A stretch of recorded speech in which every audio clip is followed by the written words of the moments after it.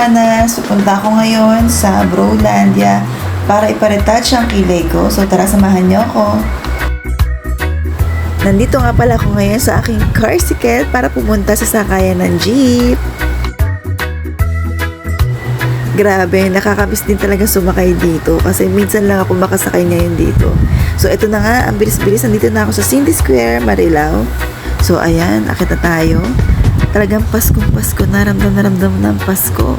At ito na nga yung papunta sa aking pupuntahan, di ba? So ayan na. Ito na tayo. So tara, pasok tayo.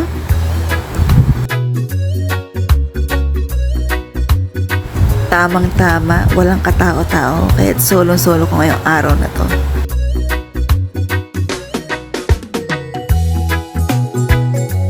O diba ang bilis, sinusukatan na agad ng kilay ko ngayon.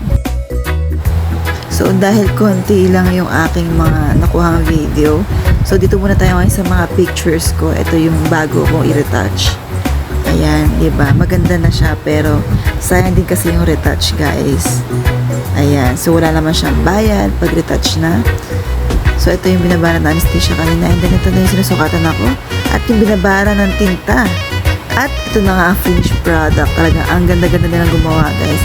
Kaya kung ako sa inyo, try nyo na. Murang-mura pa. At ang galing nilang gumawa. Thank you for watching!